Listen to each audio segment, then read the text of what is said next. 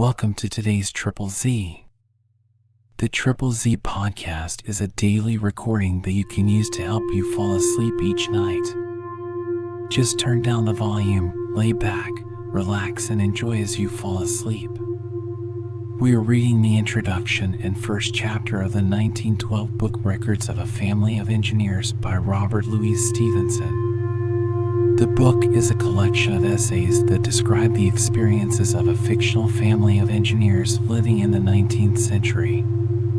The essays explore the impact of the Industrial Revolution on society and the lives of those involved in the engineering profession. Stevenson uses the experiences of the family to provide commentary on the development of technology and the changing nature of work during this period.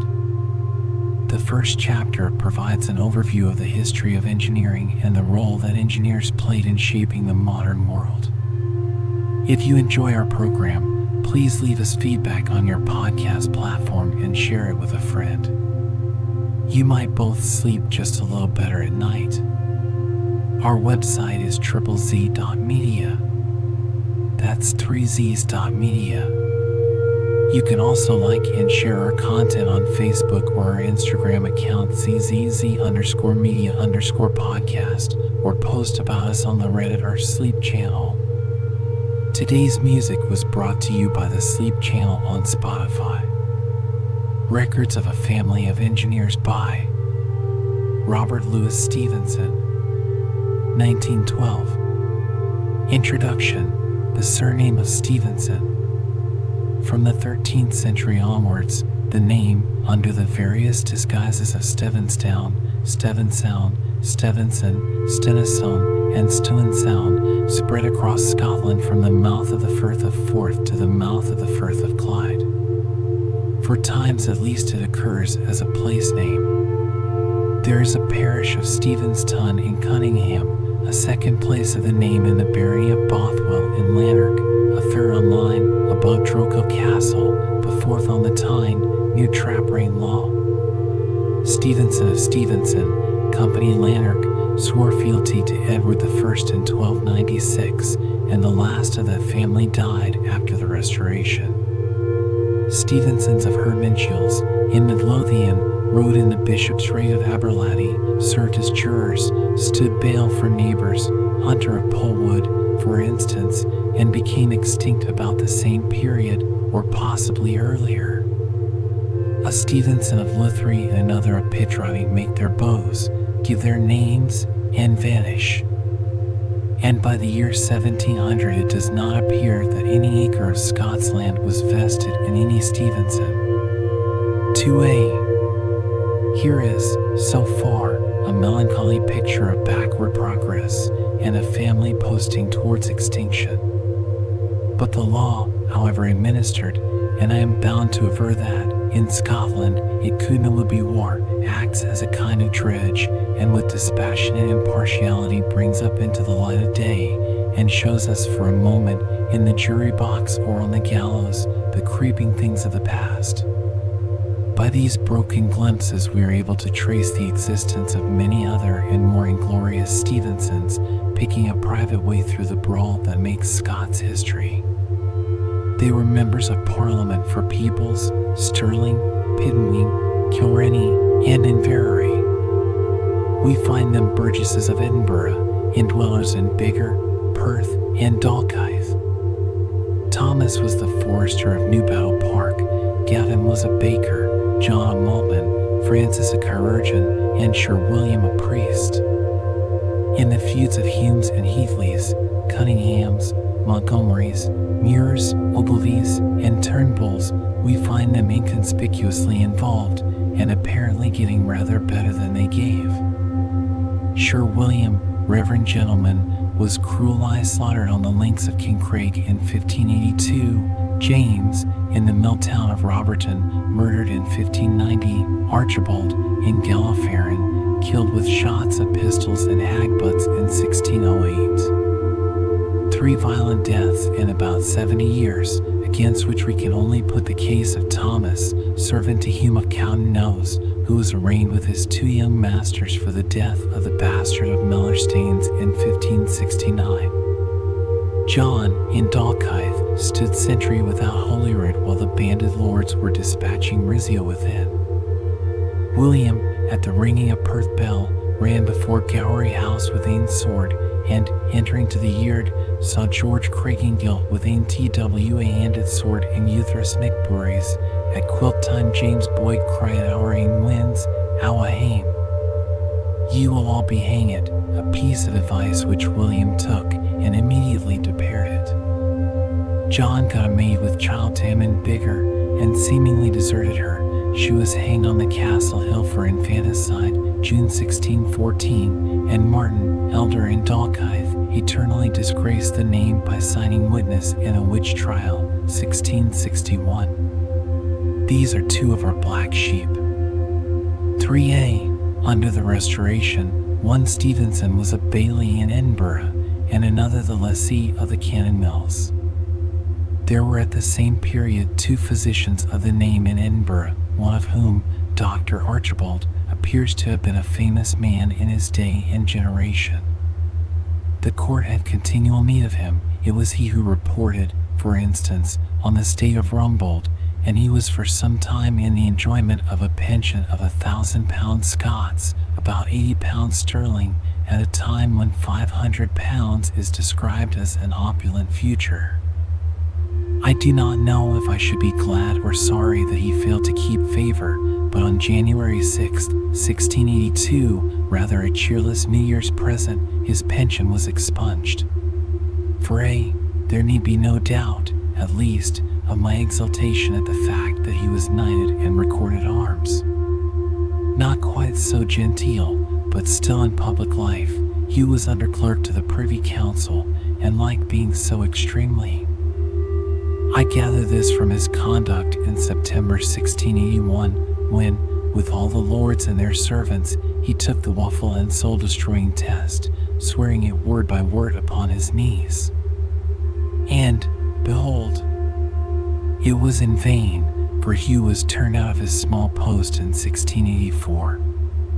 For B, Sir Archibald and Hugh were both plainly inclined to be trimmers, but there was one witness of the name of Stevenson who held high the banner of the Covenant, John, land labourer, for C, in the parish of Daly, in Carrick, that eminently pious man.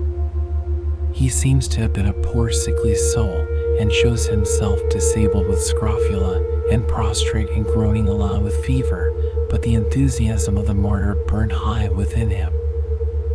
I was made to take joyfully the spoiling of my goods, and with pleasure for his name's sake wandered in deserts and in mountains, in dens and caves of the earth. I lay 4 months in the coldest season of the year in a haystack in my father's garden, and a whole February in the open fields not far from Camerton, and this I did without the least prejudice from the night air. One night, when lying in the fields near to the Carrick Milne, I was all covered with snow in the morning. Many nights have I lain with pleasure in the churchyard of Old Daly, and made a grave my pillow. Frequently have I resorted to the old walls about the glen, near to Camerton, and there sweetly rested.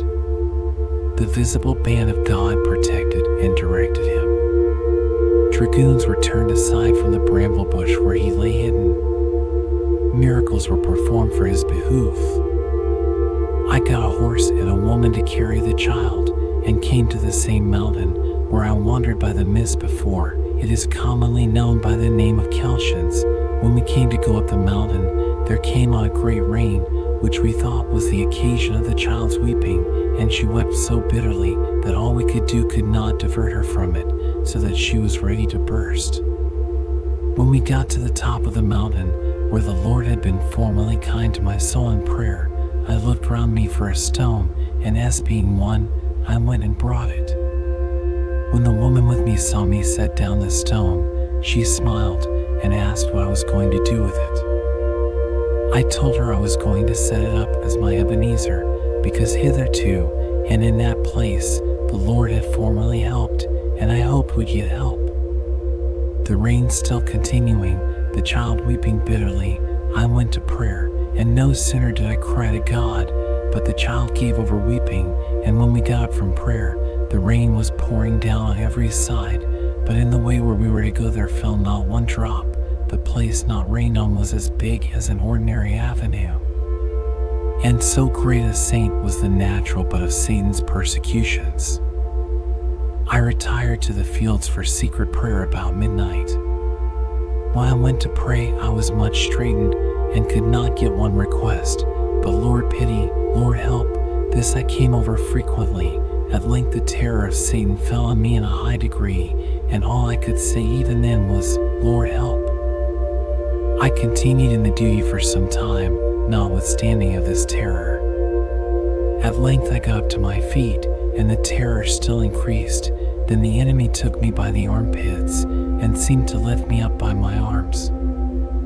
I saw a lock just before me, and I concluded he designed to throw me there by force, and had he got leave to do so, it might have brought a great reproach upon religion. 7a, but it was otherwise ordered, and the cause of piety escaped that danger. 7b, on the whole, the Stevensons may be described as decent, reputable folk, following honest trades, millers, maltsters, and doctors, playing the character parts in the Waverley novels with propriety, if without distinction, and to an orphan looking about him in the world for a potential ancestry, offering a plain and quite unadorned refuge equally free from shame and glory. John, the land laborer, is the one living and memorable figure, and he, alas, cannot possibly be more near than a collateral. It was on August 12, 1678, that he heard Mr. John Welsh on the Craigdowell, and took the heavens, earth, and sun in the firmament that was shining on us, as also the ambassador who made the offer, and the clerk who raised the psalms, to witness that I did give myself away to the Lord in a personal and perpetual covenant never to be forgotten, and already, in 1675, the birth of my direct descendant was registered in Glasgow. So that I have been pursuing ancestors too far down, and John the land laborer is debarred me, and I must relinquish from the trophies of my house his rare soul-strengthening and comforting cordial.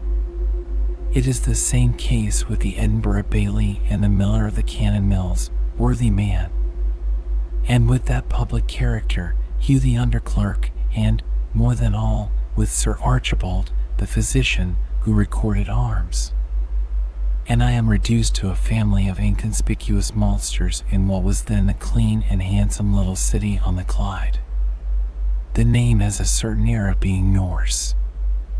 But the story of Scottish nomenclature is confounded by a continual process of translation and half-translation from the Gaelic, which in olden days may have been sometimes reversed. Roy becomes Reed, Gow, Smith. A great Highland clan uses the name of Robertson, a Septon Appin that of Livingstone. MacLean and Glencoe answers to Johnstone at Lockerbie. And we find such hybrids as MacAlexander for McAllister. There is but one rule to be deduced, that however uncompromisingly Saxon a name may appear, you can never be sure it does not designate a Celt.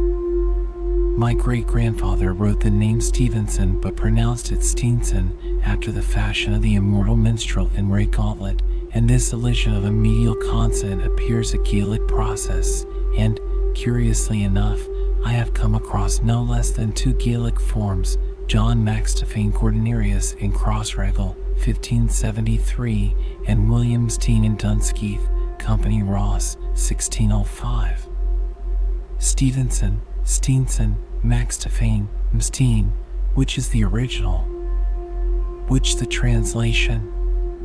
Or were these separate creations of the patronymic, some English, some Gaelic? The curiously compact territory in which we find them seated, Ayr, Lanark, Peebles, Stirling, Perth, Fife, and the Lothians, would seem to forbid the supposition. 9a. Stevenson, or according to tradition of one of the proscribed of the clan MacGregor, who was born among the willows or in a hillside sheep pen, son of my love, a heraldic bar sinister, but history reveals a reason for the birth among the willows far other than the sinister aspect of the name. These are the dark words of Mr. Cosmo Innes, but history or tradition, being interrogated, tells a somewhat tangled tale. The heir of MacGregor of Glenorchy, murdered about 1858 by the Argyll Campbells, appears to have been the original son of my love, and his more loyal clansmen took the name to fight under. It may be supposed the story of their resistance became popular, and the name in some sort identified with the idea of opposition to the Campbells.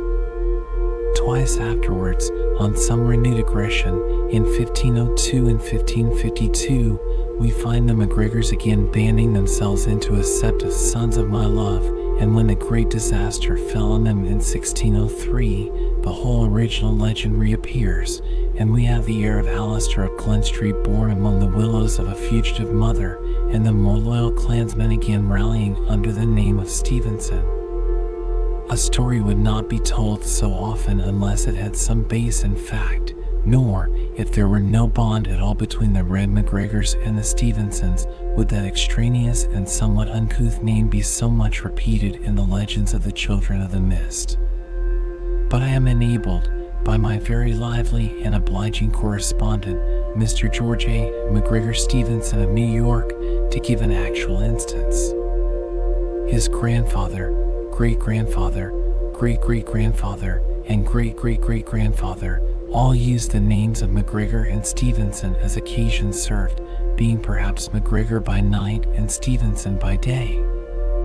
The great-great-great-grandfather was a mighty man of his hands, marched with the clan in the 45, and returned with spolia opima in the shape of a sword, which he had wrested from an officer in the retreat, and which is in the possession of my correspondent to this day. His great-grandson, the grandfather of my correspondent, being converted to Methodism by some wayside preacher, discarded in a moment his name, his old nature, and his political principles, and with the zeal of a proselyte sealed his adherence to the Protestant succession by baptizing his next son George. This George became the publisher and editor of the Wesleyan Times. His children were brought up in ignorance of their Highland pedigree, and my correspondent was puzzled to overhear his father speak of him as a true MacGregor, and amazed to find, in rummaging about that peaceful and pious house, the sword of the Hanoverian officer. After he was grown up and was better informed of his descent, I frequently asked my father, he writes, why he did not use the name of MacGregor. His replies were significant and give a picture of the man. It isn't a good Methodist name. You can use it, but it will do you no good. Yet the old gentleman, by way of pleasantry, used to announce himself to friends as Colonel MacGregor. Here, then, are certain MacGregors habitually using the name of Stevenson, and at last, under the influence of Methodism, adopting it entirely. Doubtless a proscribed clan could not be particular. They took a name as a man takes an umbrella against a shower, as Rob Roy took Campbell and his son took Drummond. But this case is different. Stevenson was not taken and left, it was consistently adhered to. It does not in the least follow that all Stevensons are of the clan Alpin, but it does follow that some may be. And I cannot conceal from myself the possibility that James Stevenson in Glasgow, my first authentic ancestor, may have had a Highland alias upon his conscience and a claymore in his back parlor. To one more tradition I may allude, that we are somehow descended from a French barber surgeon who came to St. Andrews in the service of one of the Cardinal Beatons. No details were added. But the very name of France was so detested in my family for 3 generations that I am tempted to suppose there may be something in it. Chapter 1: Domestic Annals. It is believed that in 1665, James Stevenson in Nether Carswell, parish of Neilston, county of Renfrew, and presumably a tenant farmer, married one Jean Keir, and in 1675, without doubt, there was born to these two a son Robert, possibly a maltster in Glasgow. In 1710, Robert married, for a second time, Elizabeth Cumming, and there was born to them, in 1720, another Robert, certainly a maltster in Glasgow. In 1742, Robert II married Margaret Fulton, Margaret, she called herself, by whom he had 10 children, among whom were Hugh, born February 1749, and Alan, born June 1752.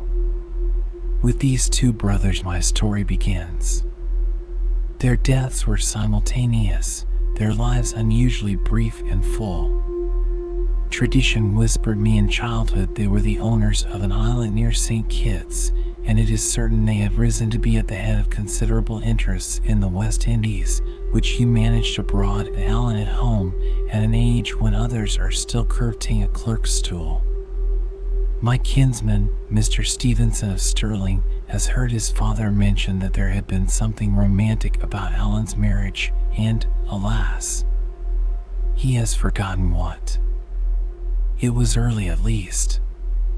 His wife was Jean, daughter of David Lilly, a builder in Glasgow, and several times deacon of the rites. The date of the marriage has not reached me, but on June 8, 1772, when Robert, the only child of the union, was born, the husband and father had scarce passed, or had not yet attained, his 20th year. Here was a youth making haste to give hostages to fortune. But this early scene of prosperity in love and business was on the point of closing. There hung in the house of this young family, and successively in those of my grandfather and father, an oil painting of a ship of many tons burthen. Doubtless the brothers had an interest in the vessel. I was told she had belonged to them outright, and the picture was preserved through years of hardship, and remains to this day in the possession of the family, the only memorial of my great-grandsire Alan. It was on this ship that he sailed on his last adventure, summoned to the West Indies by Hugh.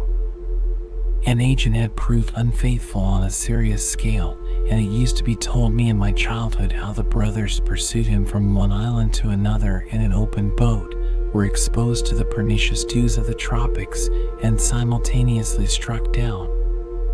The dates and places of their deaths, now before me, would seem to indicate a more scattered and prolonged pursuit. Hugh, on the April 16, 1774, in Tobago, within sight of Trinidad; Alan, so late as May 26th, and so far away as St. Kitts, in the Leeward Islands, both, says the family Bible, of a fiver. The death of Hugh was probably announced by Alan in a letter, to which we may refer the details of the open boat and the dew. Thus, at least, in something like the course of post, both were called away, the one 25, the other 22, their brief generation became extinct, their short-lived house fell with them, and in these lawless parts and lawless times, the words are my grandfather's, their property was stolen or became involved. Many years later, I understand some small recovery to have been made, but at the moment almost the whole means of the family seemed to have perished with the young merchants. On the April 27th, 11 days after Hugh Stevenson, 29 before Alan, died David Lilly, the deacon of the rites, so that mother and son were orphaned in 1 month. Thus, from a few scraps of paper bearing little beyond dates, we construct the outlines of the tragedy that shadowed the cradle of Robert Stevenson. Jean Lilly was a young woman of strong sense, well fitted to contend with poverty, and of a pious disposition, which it is like that these misfortunes heeded. Like so many other widowed Scots women, she vowed her son should wag his head in a pulpit, but her means were inadequate to her ambition. A charity school, and some time under a Mr. M'Intyre, a famous linguist, were all she could afford in the way of education to the would-be minister. He learned no Greek. In one place he mentions that the orations of Cicero were his highest book in Latin, in another that he had delighted in Virgil and Horace, but his delight could never have been scholarly. This appears to have been the whole of his training previous to an event which changed his own destiny and molded that of his descendants, the second marriage of his mother. There was a merchant burgess of Edinburgh of the name of Thomas Smith. The Smith pedigree has been traced a little more particularly than the Stevensons, with a similar dearth of illustrious names. One character seems to have appeared, indeed, for a moment at the wings of history, a skipper of Dundee who smuggled over some Jacobite bigwig at the time of the 15 and was afterwards drowned in Dundee harbor while going on board his ship. With this exception, the generations of the Smiths present no conceivable interest even to a descendant, and Thomas, of Edinburgh, was the first to issue from respectable obscurity. His father, a skipper out of Broughty Ferry, was drowned at sea while Thomas was still young. He seems to have on his ship were 2 whalers, I suppose, or coasters, and to have been a member of the Dundee Trinity House, whatever that implies. On his death, the widow remained in Broughty, and the son came to push his future in Edinburgh. There is a story told of him in the family which I repeat here because I shall have to tell later on a similar, but more perfectly authenticated, experience of his stepson, Robert Stevenson. Word reached Thomas that his mother was unwell, and he prepared to leave for Broughty on the morrow. It was between 2 and 3 in the morning, and the early northern daylight was already clear, when he awoke and beheld the curtains at the bed foot drawn aside and his mother appear in the interval, smile upon him for a moment, and then vanish. The sequel is stereotype. He took the time by his watch, and arrived at Broughty to learn it was the very moment of her death. The incident is at least curious in having happened to such a person, as the tale is being told of him. In all else, he appears as a man ardent, passionate, practical, designed for affairs and prospering in them far beyond the average. He founded a solid business in lamps and oils, and was the sole proprietor of a concern called the Greenside Company's Works, a multifarious concern it was, writes my cousin, Professor Swan, of tinsmiths, coppersmiths, brass founders, blacksmiths, and japanners. He was also, it seems, a shipowner and underwriter. He built himself a land, numbers 1 and 2 Baxter's Place, then no such unfashionable neighborhood, and died, leaving his only son in easy circumstances, and giving to his 3 surviving daughters portions of £5,000 and upwards. There is no standard of success in life, but in one of its meanings, this is to succeed. In what we know of his opinions, he makes a figure highly characteristic of the time. A high Tory and patriot, a captain, so I find it in my notes, of Edinburgh spearmen, and on duty in the castle during the Muir and Palmer troubles, he bequeathed to his descendants a bloodless sword and a somewhat violent tradition, both long preserved. The judge who sat on Muir and Palmer, the famous Braxfield, let fall from the bench the obiter dictum, I never liked the French all my days, but now I hate them. If Thomas Smith, the Edinburgh spearman, were in court, he must have been tempted to applaud. The people of that land were his abhorrence. He loathed being apart like Antichrist. Towards the end he fell into a kind of dotage. His family must entertain him with games of tin soldiers, which he took a childish pleasure to array and overset, but those who played with him must be upon their guard, for if his side, which was always that of the English against the French, should chance to be defeated, there would be trouble in Baxter's Place. For these opinions he may almost be said to have suffered. Baptized and brought up in the Church of Scotland, he had, upon some conscientious scruple, joined the communion of the Baptists. Like other nonconformists, these were inclined to the liberal side in politics, and, at least in the beginning, regarded Bonaparte as a deliverer. From the time of his joining the spearmen, Thomas Smith became in consequence a bugbear to his brethren in the faith. They that take the sword shall perish with the sword, they told him. They gave him no rest. His position became intolerable. It was plain he must choose between his political and his religious tenets, and in the last years of his life, about 1812, he returned to the church of his fathers. August 1786 was the date of his chief advancement, when, having designed a system of oil lights to take the place of the primitive coal fires before in use, he was dubbed engineer to the newly formed Board of Northern Lighthouses. Not only were his fortunes bettered by the appointment, but he was introduced to a new and wider field for the exercise of his abilities, and a new way of life highly agreeable to his active constitution. He seems to have rejoiced in the long journeys, and to have combined them with the practice of field sports. A tall, stout man coming ashore with his gun over his arm, so he was described to my father, the only description that has come down to me by a lightkeeper old in the service. Nor did this change come alone. On the July 9th of the same year, Thomas Smith had been left for the second time a widower. As he was still but 33 years old, prospering in his affairs, newly advanced in the world, and encumbered at the time with a family of children, 5 in number, it was natural that he should entertain the notion of another wife. Expeditious in business, he was no less so in his choice, and it was not later than June 1787, for my grandfather is described as still in his 15th year, that he married the widow of Helen Stevenson. The perilous experiment of bringing together 2 families for once succeeded.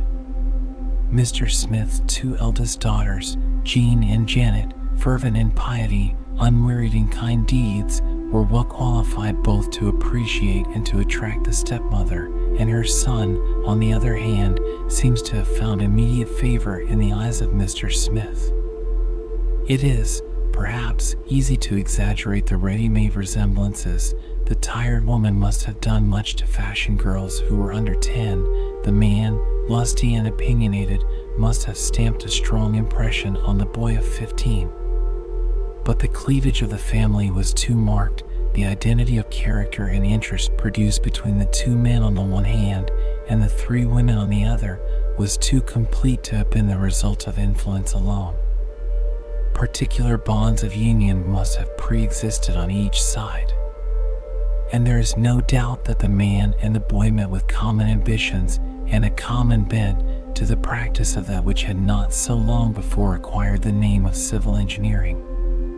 For the profession which is now so thronged, famous, and influential was then a thing of yesterday.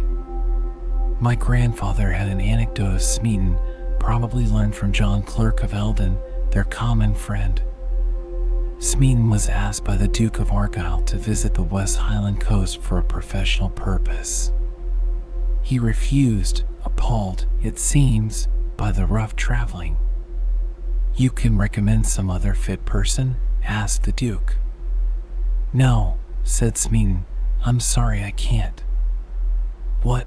cried the Duke, "a profession with only one man in it? Pray, who taught you?" "Why," said Smeaton, "I believe I may say I was self-taught, an't please your grace."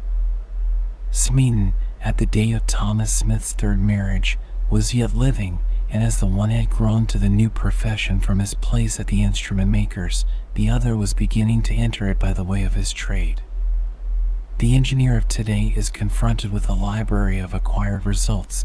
Tables and formulae to the value of folios full have been calculated and recorded, and the student finds everywhere in front of him the footprints of the pioneers. In the 18th century, the field was largely unexplored. The engineer must read with his own eyes the face of nature. He arose a volunteer from the workshop or the mill to undertake works which were at once inventions and adventures. It was not a science then, it was a living art, and it visibly grew under the eyes and between the hands of its practitioners. The charm of such an occupation was strongly felt by stepfather and stepson. It chanced that Thomas Smith was a reformer. The superiority of his proposed lamp and reflectors over open fires of coal secured his appointment, and no sooner had he set his hand to the task than the interest of that employment mastered him. The vacant stage on which he was to act, and where all had yet to be created, the greatness of the difficulties, the smallness of the means entrusted him, would rouse a man of his disposition like a call to battle. The lad introduced by marriage under his roof was of a character to sympathize. The public usefulness of the service would appeal to his judgment. The perpetual need for fresh expedients stimulate his ingenuity. And there was another attraction which, in the younger man at least, appealed to, and perhaps first aroused, a profound and enduring sentiment of romance. I mean the attraction of the life. The seas into which his labors carried the new engineer were still scarce charted, the coast still dark. His way on shore was often far beyond the convenience of any road. The isles in which he must sojourn were still partly savage. He must toss much in boats. He must often adventure on horseback by the dubious bridle track through unfrequented wildernesses. He must sometimes plant his lighthouse in the very camp of wreckers, and he was continually enforced to the vicissitudes of outdoor life. The joy of my grandfather in this career was strong as the love of woman. It lasted him through youth and manhood. It burned strong in age, and at the approach of death his last yearning was to renew these loved experiences. What he felt himself he continued to attribute to all around him. And to this supposed sentiment in others I find him continually, almost pathetically, appealing, often in vain. Snared by these interests, the boy seems to have become almost at once the eager confidant and adviser of his new connection. The church, if he had ever entertained the prospect very warmly, faded from his view, and at the age of 19 I find him already in a post of some authority, superintending the construction of the lighthouse on the Isle of Little Cumbria in the Firth of Clyde. The change of aim seems to have caused or been accompanied by a change of character. It sounds absurd to couple the name of my grandfather with the word indolence, but the lad who had been destined from the cradle to the church, and who had attained the age of 15 without acquiring more than a moderate knowledge of Latin, was at least no unusual student. And from the day of his charge at Little Cumbria he steps before us what he remained until the end, a man of the most zealous industry, greedy of occupation, greedy of knowledge, a stern husband of time, or reader, or writer, unflagging in his task of self-improvement. Thenceforward his summers were spent directing works and ruling workmen, now in uninhabited, now in half-savage islands. His winters were set apart, first at the Andersonian Institution, then at the University of Edinburgh, to improve himself in mathematics, chemistry, natural history, agriculture, moral philosophy, and logic, a bearded student, although no doubt scrupulously shaved. I find one reference to his years in class which will have a meaning for all who have studied in Scottish universities. He mentions a recommendation made by the professor of logic. The high school men, he writes, and bearded men like myself, were all attention. If my grandfather were throughout life a thought too studious of the art of getting on, much must be forgiven to the bearded and belated student who looked across, with a sense of difference, at the high school men. Here was a gulf to be crossed, but already he could feel that he had made a beginning, and that must have been a proud hour when he devoted his earliest earnings to the repayment of the charitable foundation in which he had received the rudiments of knowledge. In yet another way he followed the example of his father-in-law, and from 1794 to 1807, when the affairs of the Bell Rock made it necessary for him to resign, he served in different corps of volunteers. In the last of these he rose to a position of distinction, no less than captain of the Grenadier Company, and his colonel, in accepting his resignation, entreated he would do them the favor of continuing as an honorary member of a corps which has been so much indebted for your zeal and exertions. To very pious women the men of the house are apt to appear worldly. The wife, as she puts on her new bonnet before church, is apt to sigh over the assiduity which enabled her husband to pay the milliner's bill. And in the household of the Smiths and Stevensons the women were not only extremely pious, but the men were in reality a trifle worldly. Religious they both were, conscious, like all Scots, of the fragility and unreality of that scene in which we play our uncomprehended parts, like all Scots, realizing daily and hourly the sense of another will than ours and a perpetual direction in the affairs of life.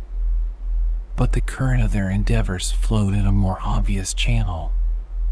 They had gone so far, to get on further was their next ambition, to gather wealth, to rise in society, to leave their descendants higher than themselves, to be, in some sense, among the founders of families. Scott was in the same town nourishing similar dreams. But in the eyes of the women, these dreams would be foolish and idolatrous. I have before me some volumes of old letters addressed to Mrs. Smith and the two girls, her favorites, which depict in a strong light their characters and the society in which they moved. My very dear and much esteemed friend, writes one correspondent, this day being the anniversary of our acquaintance, I feel inclined to address you, but where shall I find words to express the feelings of a grateful heart, first to the Lord who graciously inclined you on this day last year to notice an afflicted stranger providentially cast in your way far from any earthly friend? Methinks I shall hear him say unto you, inasmuch as ye shewed kindness to my afflicted handmaiden, ye did it unto me. This is to Jean, but the same afflicted lady wrote indifferently to Jean, to Janet, and to Miss Smith, whom she calls my Edinburgh mother. It is plain the three were as one person, moving to acts of kindness, like the Graces, enarmed. Too much stress must not be laid on the style of this correspondence. Clorinda survived, not far away, and may have met the ladies on the Calton Hill, and many of the writers appear, underneath the conventions of the period, to be genuinely moved. But what unpleasantly strikes a reader is that these devout unfortunates found a revenue in their devotion. It is everywhere the same tale. On the side of the soft-hearted ladies, substantial acts of help. On the side of the correspondents, affection, italics, texts, ecstasies, and imperfect spelling. When a midwife is recommended, not at all for proficiency in her important art, but because she has a sister whom I, the correspondent, esteem and respect, and who is a spiritual daughter of my own father in the gospel, the mask seems to be torn off, and the wages of godliness appear too openly. Capacity is a secondary matter in a midwife, temper in a servant, affection in a daughter, and the repetition of a shibboleth fulfills the law. Common decency is at times forgot in the same page with the most sanctified advice and aspiration. Thus I am introduced to a correspondent who appears to have been at the time the housekeeper at Invermay, and who writes to condole with my grandmother in a season of distress. For nearly half a sheet she keeps to the point with an excellent discretion in language, then suddenly breaks out. It was fully my intention to have left this at Martin Mass, but the Lord fixes the bounds of her habitation. I have had more need of patience in my situation here than in any other, partly from the very violent, unsteady, deceitful temper of the mistress of the family, and also from the state of the house. It was in a train of repair when I came here 2 years ago, and is still in confusion. There is above £6,000 worth of furniture come from London to be put up when the rooms are completely finished, and then will be to the person who is housekeeper at Invermay. And by the tail of the document, which is torn, I see she goes on to ask the bereaved family to seek her a new place.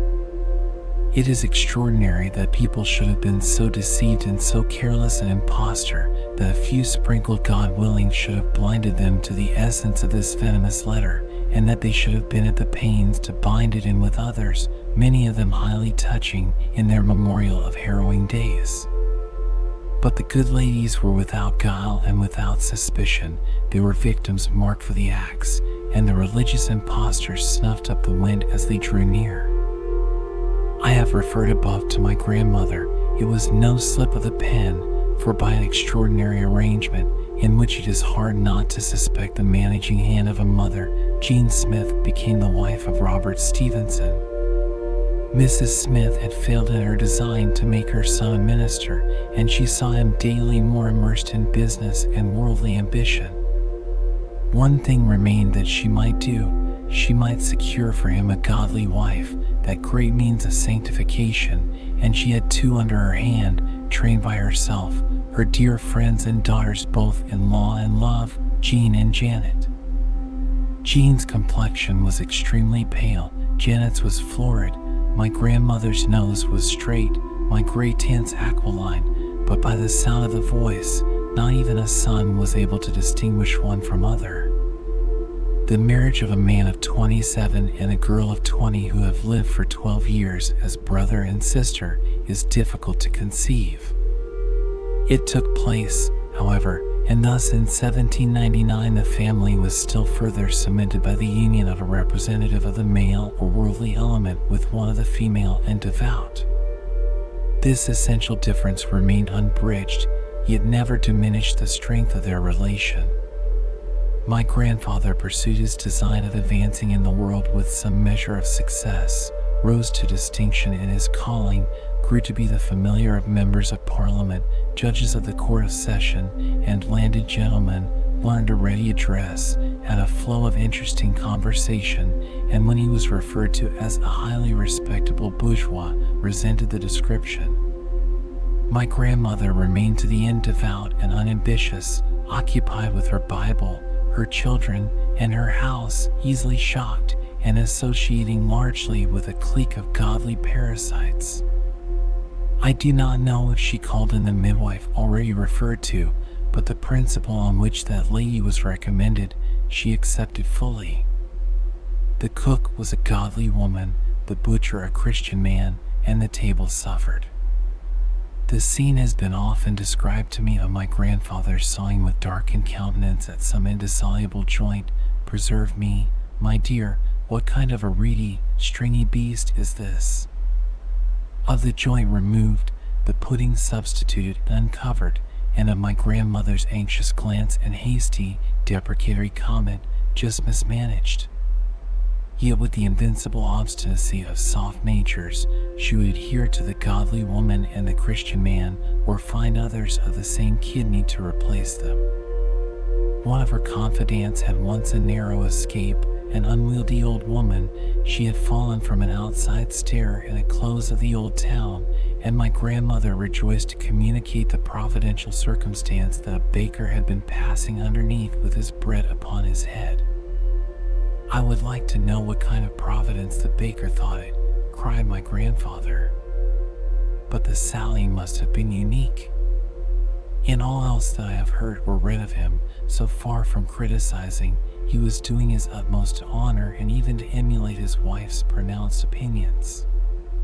In the only letter which has come to my hand of Thomas Smith's, I find him informing his wife that he was in time for afternoon church. Similar assurances or cognate excuses abound in the correspondence of Robert Stevenson, and it is comical and pretty to see the two generations paying the same court to a female piety more highly strung. Thomas Smith to the mother of Robert Stevenson, Robert Stevenson to the daughter of Thomas Smith.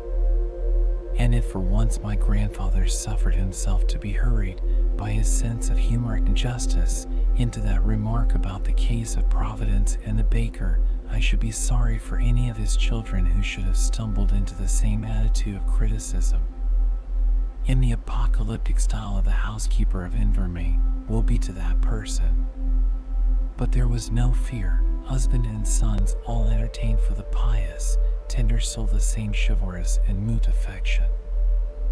I have spoken with one who remembered her, and who had been the intimate and equal of her sons, and I found this witness had been struck, as I had been, with a sense of disproportion between the warmth of the adoration felt and the nature of the woman, whether as described or observed. She diligently read and marked her Bible. She was a tender nurse. She had a sense of humor under strong control. She talked and found some amusement at her, or rather at her husband's, dinner parties. It is conceivable that even my grandmother was amenable to the seductions of dress.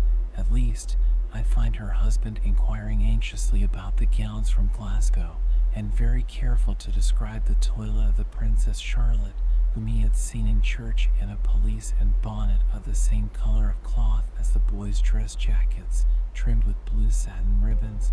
The hat or bonnet, Mr. Spittle said, was a Parisian slouch and had a plume of 3 white feathers. But all this leaves a blank impression, and it is rather by reading backward in these old musty letters, which have moved me now to laughter and now to impatience, that I glean occasional glimpses of how she seemed to her contemporaries, and trace, at work in her queer world of godly and grateful parasites, a mobile and responsive nature. Fashion molds us, and particularly women, deeper than we sometimes think. But a little while ago, and in some circles, women stood or fell by the degree of their appreciation of old pictures. In the early years of the century, and surely with more reason, a character like that of my grandmother warmed, charmed, and subdued, like a strain of music, the hearts of the men of her own household. And there is little doubt that Mrs. Smith, as she looked on at the